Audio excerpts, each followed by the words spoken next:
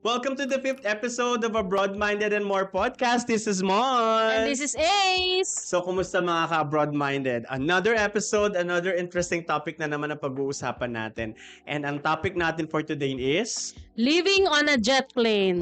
Living on a Diba? jet plane. Ano ang living on the Mga jet ano plane na siya. yan? Oo. Ito yung mga eksena o galawan bago umalis ang isang OFW. Okay. Nako, So, simulan natin sa mga parents. Yeah. mga parents. So, yung mga OFW na parents na may iwan sa Philippines, sana mabigyan ko ng justice yung pag explain or pag-share ng ano kasi mabigat to. I think napakabigat nitong eksena na to. So sa mga parents, yung pag-alis or paghiwalay sa mga mahal nila sa buhay, particularly sa mga anak nila, yung distance na hindi mo na mahahawakan ulit yung anak mo for some time, though babalik naman and may mga communication mode naman okay na ngayon compare before.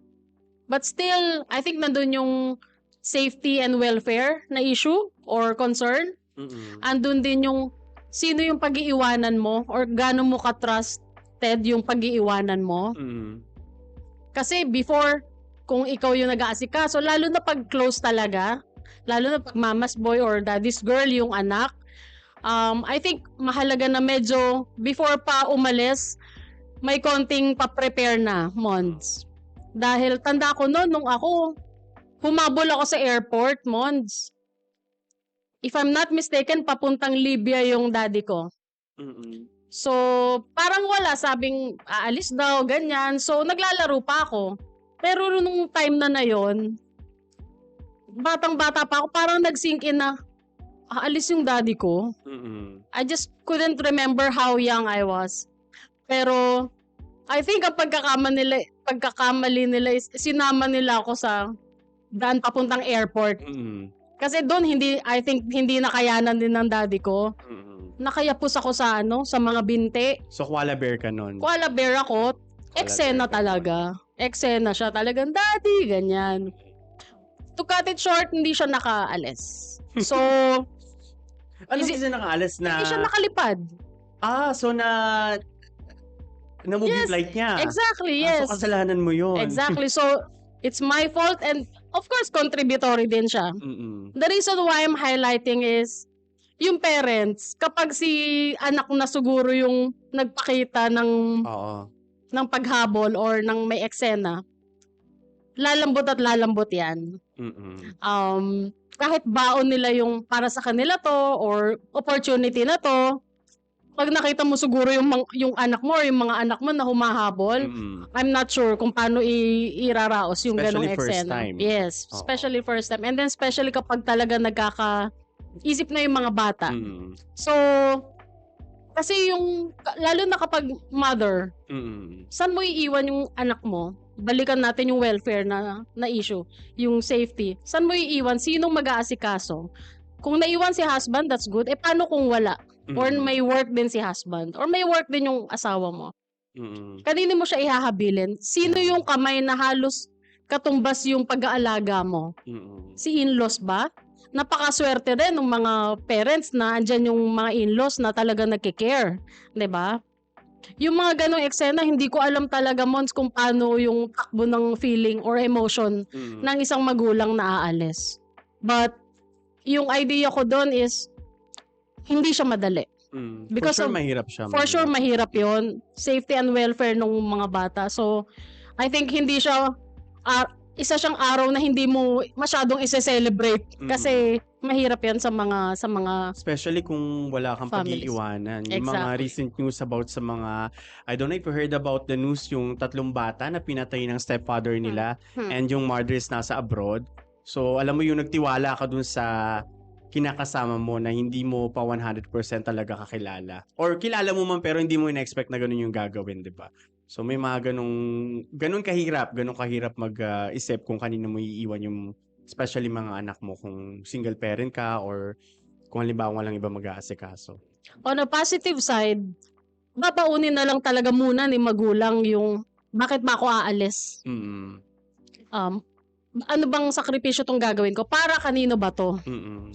So, paghuhugutan mo na lang talaga din yung opportunity na, sige, tiisin ko lang to, tapusin ko lang yung 2 years, and then babalik na ako. So, pero still, sobrang ginagalang ko yung mga magulang na iiwanan yung mga anak. And good luck talaga. Good luck na lang sa lahat, both doon sa mga anak and then doon sa mga magulang. Na-appreciate ko naman yung mga extended families na nagki-care talaga. But still, kudos sa mga magulang. Hindi ko alam kung paano nila, kung anong nararamdaman nila. So, yun lang yung sa side ko. Sa parents. Paano naman sa mga anak? Sa mga anak. Oo. So, ako. Makaka-relate ka much, I think makaka-relate ako kasi anak din ako ng OFW. So, nung buhay pa yung tatay ko, nag-Taiwan siya. I think that's for 2 to 3 years ata. I believe, 10 at that time. Grade 4, grade 5, mga ganyan. Ang naaalala ko sa mga nangyari noon, sinabihan kami na mag-abroad yung tatay namin. Oo. Pero, that time, hindi pa ako yung talagang invested. Alam mo yun, yung parang, syempre bata pa ako eh. Ang ano ko lang nun, mag-abroad si Papa, ganyan. Yung mga nagay ko nag-abroad, nabibila nila yung mga anak nila ng mga trolley na bag, mga ganyan, mga pencil case na maganda yung mga, mga design, ganyan. So parang nandun lang ako sa parang, okay, si Papa mag-abroad. Actually, napakatalino ng tatay ko. Para talagang matuloy niya yung gusto niyang gawin. Nung araw na umalis siya, hindi niya sa amin pinaalam. Ang nakakaalam lang nanay ko. And nung hinatid siya sa airport, tulog kami.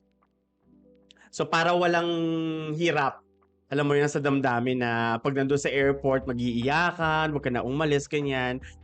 So, dun sa ganung arrangement, nagtagumpay yung tatay ko doon. So, nakita lang namin na bukasan, wala na siya. Hinanap namin, nakaalis na pala. So, dun sa journey niya sa abroad, or yung naging buhay niya sa abroad, masasabi ko may kulang as anak. Kasi syempre yung presence ng tatay namin, nakasama namin siya for a very long, tapos bigla siya mawawala, biglang pupunta ng abroad. So, hinahanap-hanap din namin yun. Pero, kudos naman sa nanay ko kasi na puna naman ng nanay ko yun somehow. And we are a big family eh. Yung mga relatives namin, lolo't lola namin nandun sa bahay. So, yung presence ng tatay ko parang somehow napunan yun. Oo. Pero yun nga, nawala yung 2 years or 3 years na yun nakasama namin siya eh. And we're so excited tuwing magpapadala siya ng sulat, magpapadala siya ng mga tapes na merong record ng boses niya. And minsan sa phone, kapag merong budget, tatawag kasi napakamahal ng international call before sa landline. So, bilang anak, naramdaman ko siya, pero yun nga, that time kasi bata pa ako, hindi pa ganun ka-invested sa mga ganung sitwasyon. Pero, nakita ko yung struggle din ng tatay ko. Yung parang, pagdating niya, so excited siya, makita kami yung unang bakasyon niya. Pag alis, nandun yung parang nalungkot. Nandun yung lungkot na iiwan na naman niya kami. And another year na naman yung wala na naman siya sa tabi namin. So, roller coaster yung emotion yeah. Roller coaster yung emotion. Masaya kasi yung tatay mo, mapoprovide yung pangangailangan mo, masusuportahan ka sa mga gusto mo. Malungkot at the same time kasi wala siya. Yung baga parang kailangan niya umalis para mas may taguyod yung pamilya niyo. Do you remember ilang taon ka noon nung umalis siya? I think I was 10. Mga 10 years old. And May bilang mga- panganay, yung mga sumunod kong kapatid, mga wala pa talaga, alam mo yun, muwang sa mga nangyayari. Kaya yung bunso namin, si Chelsea, nung dumating yung tatay ko first vacation, di siya kilala eh. That's one thing also, di ba? Kung meron ka naiwan na anak na napakabata, yung hindi ka mare-recall nung bata kasi umalis ka nang hindi pa ganun ka-develop yung utak niya eh. So, nandun yung takot ng bunsong kapatid ko sa tatay ko that time. Hindi siya lumalapit. And then as an eldest, may pressure ba? Well, as an eldest that time, ang pressure is kailangan patunayan ko sa tatay ko na masipag ako mag-aral. Yun. Siguro, in-instill ng nanay ko sa akin na since nag-abroad yung tatay, yung nagsakripisyo, suklian ninyo. Yun siguro yung naaalala ko na ginawa ko rin that time. Na naging mabuti akong anak Naging mabuti akong estudyante. Ay, Ayun, oo. grabe. Wala mo na landi-landi. Hindi mo na tayo lumandi that time. Oo. Mm. So, which is, I'm very proud naman na nasabi ko naging, ano naman ako, naging okay naman akong anak nung panahong ang tatay ko ay nasa ibang bansa. Hindi naman ako naging pasaway. Kasi I remember we attended a seminar with the Polo and na-mention yung mga negative side ng pag-abroad, especially sa family, which is nandun yung magkakahiwa-hiwalay, may mga anak na mapapariwara. I think nandun pa rin yung sino ba yung pag-iiwanan mo ng mga mahal mo sa buhay. Kasi yung mga pag-iiwanan mo ng mahal mo sa buhay, yun yung mag-iimpluwensya pa rin sa mga mahal mo sa buhay na naiwan eh. Critical yun. Oo, kung mapupunta ba sila sa bad side or good side. So, depende talaga kung sino yung may iwan kasama ng anak mo, ng asawa mo, ng pamilya mo. Dun magpo-fall yung kung ano yung magiging ano nila, buhay nila hanggang nung time na wala ka. Ano naman kaya yung feelings ng mga parents na naiwan? You mentioned earlier yung as a child. Yung mga parents naman kaya, ano kaya yung mararamdaman nila? Medyo try ko kung makaka-relate ako ng konti, but what I remember is yung mom ko, pag aalis na ako, normally busy-busyhan siya. Parang namalengke, parang ganyan. Pero I remember nung first time akong umalis, talagang inisa-isa ko yung bahay namin, yung mga kapitbahay. Hindi naman habilin, pero kumbaga parang nangihingi ka ng... Alam ko tatawa ka ng data. Iniisa-isa mo yung happy bahay. Oo, kasi parang, di ba, parang isang compound kasi kami sa Batangas. And then, kasi nga isang compound, so pag may mga occasions, lahat kami magkakasama and all, and then suddenly, lalayo ka. So parang nangihingi ako ng sort of blessing, lalo na doon sa matatanda na gabayan niyo po ako, and then yung parents ko, parang i-check din po, bawat isa, once in a while. Kasi months, hindi naman porket, for example, yung parents mo, feeling natin during that time, halimbawa, 50 sila or what, parang ready na sila agad sa buhay. Hindi rin eh.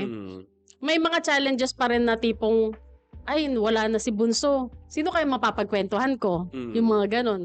And then for you, you're the eldest, syempre may mga ina-expect siguro si mom mo noon na wala na si Mons. Kanino ko kaya medyo, yung mga ganong bagay ba? Pero going back, talagang inisa-isa ko yung mga kapitbahay namin na parang I'm asking for blessing, na i-bless niyo po ako kung saan man ako pupunta. And then check my parents also. Magkakamag-anak naman, but during that time parang mas diniinan ko pa na, yung, hindi naman yung paghahabilin, but I feel helpless eh. So kailangan kong gawin yun para tulong-tulong po Parang laban nating lahat to. Hindi lang ako, hindi porket umalis ako, bahala ka na dyan, Aiza, bahala na yung magulang mo or yung mga, hindi ganon. Parang laban ko to at sana po i-bless nyo yung pag-alis ko. Parang ganon. Talaga sa kandidato na laban ko to at supportan nyo ako. Parang ganon. Sobrang I was humble enough. At the same time, excited din. But mas nag-lean ako dun sa bless me also. Especially dun sa mga kamag-anak. Yun naman yung sa ano. And then, may kaba. Of course, si mom, lagi siyang magmangamusta, text pa noon. Bunso, kamusta na dyan? Same as with my dad. Ang kay dad naman, kasi previously OFW na rin talaga siya. So, alam na niya yung mga galawan. I think ever since ang tingin sa akin ng dad ko, lalaki, parang kaya na yan ni Bunso. Parang ganun siya, Mons. Kaya na yan ni Bunso. Bunso, kaya mo yan. Ganyan lang yan. Kaya mo yan, pero tatagilid na yon. Yung mga ganyan. Pero si mami, Bunso, yung ganyan, yung gamit mo. I think yung parents, hindi mawawala na ang tingin nila sa mga anak nila. Parang baby pa rin. Ngayon nga na, I'm in my 30s. Ay, 30s ako. Hindi. 30s? Yung mami ko, pag Parang nag-buffer ako ng konti doon at 30s. Sakyan mo na. Sige. Parang ngayon, kapag sige. Nagpapaalala yung mami ko, Bunso, yung ganito mo. Bunso, yung ganito mo. Or yung kuya ko, isang yung tubig mo, yung mga gamit mo, yung passport mo. I think feeling nila baby pa rin ako, which is nice. I think it's so sweet of them. So, ire-respect ko yung feeling at laging pagpapaalala ng parents sa ating mga umaalis na yung safety natin, priority yan. Kung saan man tayo pupunta, ingatan natin yung sarili natin. It's so loving. I think so loving yung mga ganon. So, that's the parang sweet side. Pero I think it feels so hell sa isang parents na umalis yung anak nila. Yung distance kasi pag may nangyari, hindi naman agad-agad months eh. You can call, you can chat, pero yung talaga nararamdaman nung mahal mo sa buhay, paano yun? Diba? Paano yun? But still, yun nga, nandyan yung sakripisyo. So, ituloy lang natin. And then, as time goes on, medyo nasasanay na rin. Saka na-navigate na rin naman natin kung yung pag-handle. Sa akin siguro hindi pa kasi kami nag-uusap ni mama ng, alam mo yun, heart to heart pagdating sa ganyan eh. Yung naitanong ko sa kanya kung ano yung naramdaman niya nung unang alis. Pero I think sa mga nasabi mo, yes, it's true. Mahirap yon sa isang magulang na mahiwalay sa anak, especially ako yung eldest. Pero that time kasi wala rin naman parang choice kami nila mama eh. Kumbaga parang either siya or ako ang aalis kasi after mamatay ni papa, ang dami namin naging problema, mga utang, ganyan. Hindi namin alam kung paano tustusan yung mga pang-araw-araw. So, kailangan talaga merong magsakripisyo na, alam mo yun, step up pa yung trabaho or maghanap ng trabaho na mas malaki yung kita. And dumating yung opportunity ng Dubai, inalok sa akin ng cousin ko. Though the original plan is to come here to Qatar, yun nga, kila tita. Pero mas ginanap ko yung Dubai noon kasi yun yung unang dumating eh. Marami nangyari sa Dubai, hindi natin in-expect yung mga pangyayari, pero yun yung una talagang opportunity na pinili kong i-grab kasi nga gusto ko na rin makatulong na mas malaki sa pamilya. So during that time nung paalis, hindi lang siguro nila pinapakita, pero nandun yung lungkot.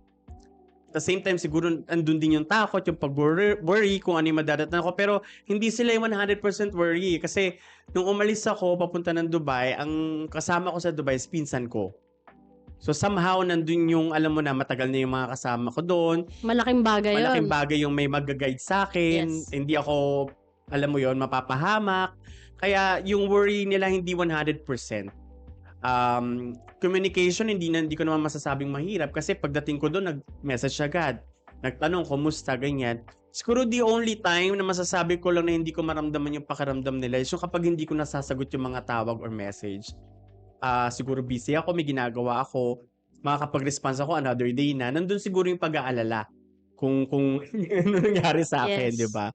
And ayun nga, bilang anak, lagi nila tayong baby eh. Hindi yun mawawala sa isang magulang eh. Forever Totoo. nila tayong baby eh. Kaya pag uuwi ako, ang lagi sa aking lambing ng nanay ko, huwag ka na kaya umalis. Dito ka nila magtrabaho. Marami naman trabaho dito eh, ganyan. Kasi I think, nandun yung parang namimiss nila ako. So yun, namimiss. Sabi nga niya, doon ka na lang sa Pilipinas, dito ka na lang sa Pilipinas magtrabaho.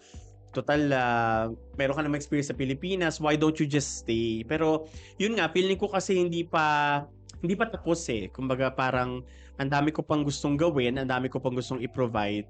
At the same time, gusto ko rin magsimula from here na mag-save up bago ako umuwi ng Pilipinas. Hindi naman sa sinasabi ko na yung mga kabayan natin or ka-OFW natin na umuwi na hindi naging maganda yung buhay or umuwi sila because of some reason hindi naging matagumpay here. Ayoko mag-end up din na ganon. True. Kumbaga parang hanggat kaya ko na magsistay ako para sa kanila. Tsaka yun nga, para magawa ko rin yung mga gusto kong gawin in the future. Katulad niyan, since medyo stable naman na sila, Bilis ng nagkaroon na panahon addition no? sa family, Oo. nagkaroon na ako ng pamangkin. Yes. So, parang masasabi ko, ito naman yung parang time ko True. para sa sarili ko naman. And gusto ko magsimula from here. That's nice. That's really nice. Mm-mm. Sa mga couples naman or mag-asawa or may mga karelasyon, Mons, I think it's a tie. Yung mga nararamdaman nila kapag naghihiwalay na rin. Oo. Andun kasi yung siguro may layers yan na depende kung may anak. Feeling ko mas may kapit yung may iwanan kasi at least aalis yung isa. For example, yung mom is magstay sa Philippines tapos may anak. At least busy siya and siya yung magtataguyod do sa welfare ng anak. And then si husband yung aalis. So may baon sila. I think mas matatag. Still, ayokong maliitin or sasabihin ko mas madali, but relationship yan eh. Mm. Mas manipis I think yung aalis na baka mag-boyfriend pa lang Yes. or wala pang anak Boyfriend pa lang. or yung nagsisimula pa lang ng family. Lalo na pag hindi pa masyadong na-test yung relationship. It's a matter of trust din kasi eh. Yung distance, yung time, yung space, yung communication, paano pag hindi agad nag-reply, paano hindi agad sinagot yung phone. Ang dami pwedeng maglaro sa pag-iisip ng tao. Yeah. Lalo na kung hindi masyadong busy. Kaya kung may anak, kaya na-mention ko kanina, kung may anak or busy yung may iwanan, I believe makakatulong dahil mas magiging responsible siya doon sa mga naiwan. Kung yung naiwan man is yung mga kapatid na mas nakakabata or yung anak na dapat esikasuhin sa school, ma-occupy yung pag-iisip niya. Whereas kung bago lang, yung lahat ng focus nandun lang sa asawang umalis, medyo good luck yung pakiramdam nun. So, depende yung mararamdaman, but still yung longing, it's there. Makapalin pa yung pagtitiwala. Dahil hindi natin alam kung minsan ba't hindi nag-reply. Ba't di nag-reply si Mons? O ba't si Aiza hindi sumasagot ng telepono? Andun yung pag-worry. Kasi malayo, hindi natin alam yung sitwasyon. And then, syempre may mga temptations, may mga kaganapan sa paligid. Yes. Diba? Paano kung si Mrs. medyo bothered agad sa social media, Mons? Diba? Mahirap. Alam mo yung hirap maging distracted. Hindi ka makakapag-focus sa trabaho. Yeah. So yung maturity, I think i-accelerate din natin. Either tayo man yung natira sa Pinas or tayo man yung umalis. Medyo i-accelerate natin yung pagmamature dahil alam naman natin maraming nasusubok ng mga relationship. Yeah. Kwento ko lang, mama, may kakilala nga ako eh. Gusto niya kunin yung asawa niya papunta here. Ngayon, nung nagpa-process na ganyan-ganyan, ticket na lang yung kulang. Hindi sumipot yung asawa sa eroplano, sumama pala sa iba. 'Di ba? So, imagine that. Yung willingness mo na makuha yung kinakasama mo dito para magkasama kayo magtrabaho, magkasama kayo nasa ganitong lugar, tapos papaalis na lang, malalaman mo sumama pala sa iba. So, napakahirap, diba? Napakahirap. Paano pa yung kung hindi mo talaga kukunin at andun lang sa Pilipinas? Temptations are everywhere. So, I think parang i-reroute na lang natin kung at babalikan natin kung bakit tayo umalis or aalis. Dahil it's everywhere, you know. Challenges nandyan. Focus na lang tayo dun sa mas maganda, I think. Walang formula. Ayoko rin magmagaling. Marami na rin naman tayong nakitang mga naging okay. Iba-iba rin yung mga coping mechanisms nila. Marami rin namang nasubok talaga ng panahon. So, I think mahalaga yung pag-uusap pa rin. Babalik ako doon sa communication. Dahil nakaka-derail minsan yung hindi sumagot yung asawa mo or yung mahal mo sa buhay. And then may nakita ko sa social media ng mga bagay-bagay.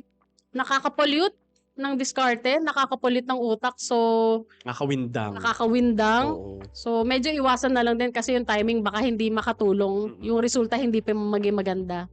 Pero yun nga, hindi kasi tayo pare-parehas ng sitwasyon.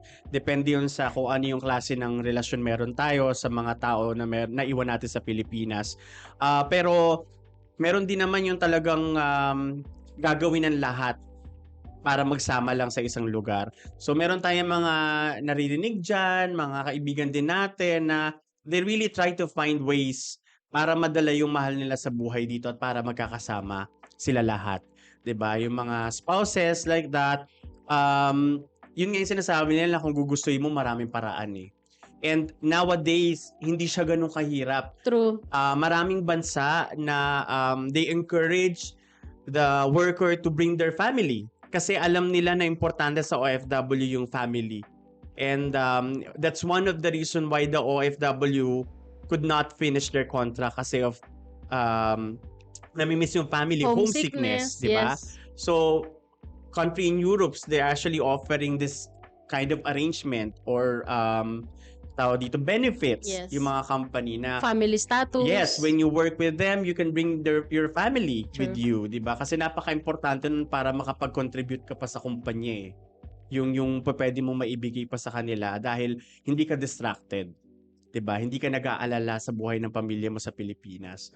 So, hindi na siya gano'n kahirap unlike before na sabi ko nga sa previous episodes natin, yung opportunities and options na meron yung mga OFW before, hindi siya katulad ng meron sa sitwasyon natin ngayon.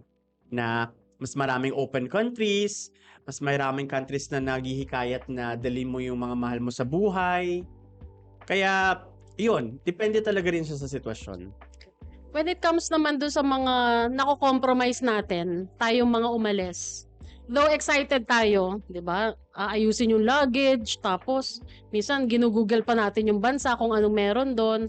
Pero let's face it, Mons, may mga takot din and marami ring compromises na pinagmumuni-muni natin like freedom. Minsan Philippines, andyan lahat yung pwede.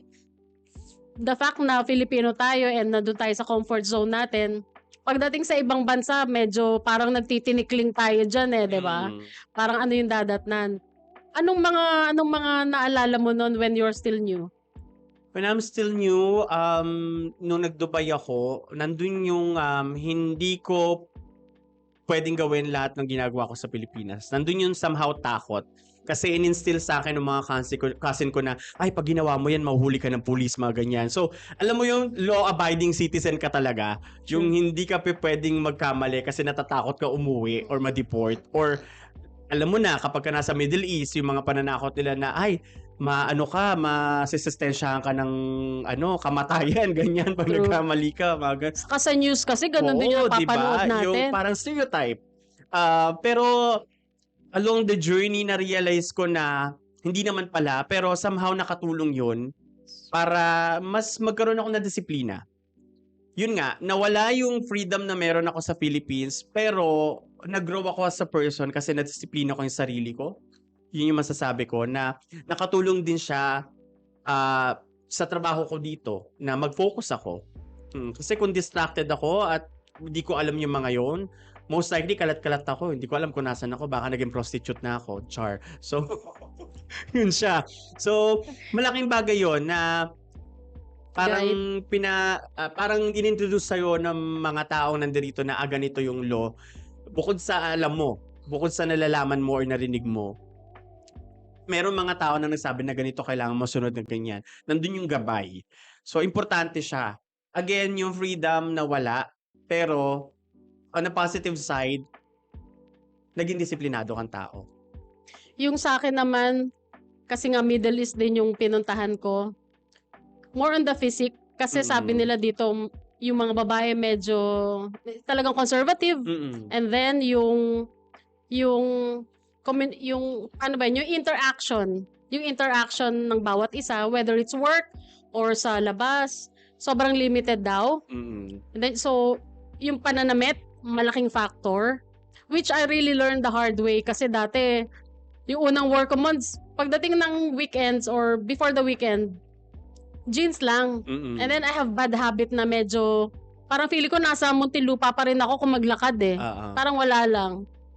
May pumalo ng pet ko, may nagpatawag sa akin sa HR, yung mga ganun ba. So yung freedom na, katulad ng sinabi mo, yung nagagawa natin sa Pinas, kahit simple lang naman, parang sa atin hindi siya issue.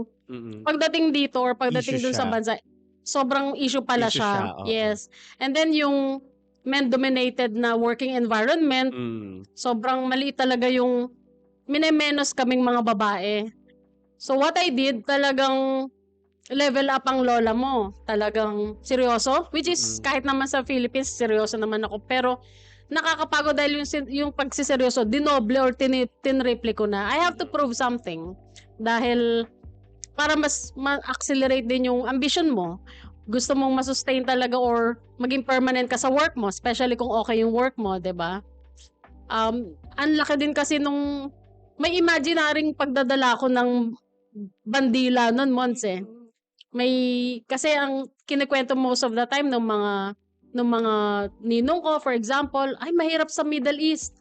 Mga ganito ang tao dyan, mga ganyan. So, mixed emotion nung nagsisimula na ako mag-work. But, in the end, you have to listen. Malaking bagay na you have to listen and then you have to, parang laging careful ka sa mga steps before kang makihalubilo, before kang sumama, before kang makipag-argue. So, balik tayo dun sa, mag-focus ka na lang sa work, mas safe pa. Yes. Especially sa mga babae. So, yun naman so far, naka-adjust din naman ng mabilis. And yeah, andito pa rin ako. Yes, Ay! dito pa rin tayo. Ayun. siya. Reflections? Yes, Grabe reflection of to, the day. ha? Oo, grabe tong Ano episode na ang to. reflection or ano ang yun nakuha mo sa topic na ito?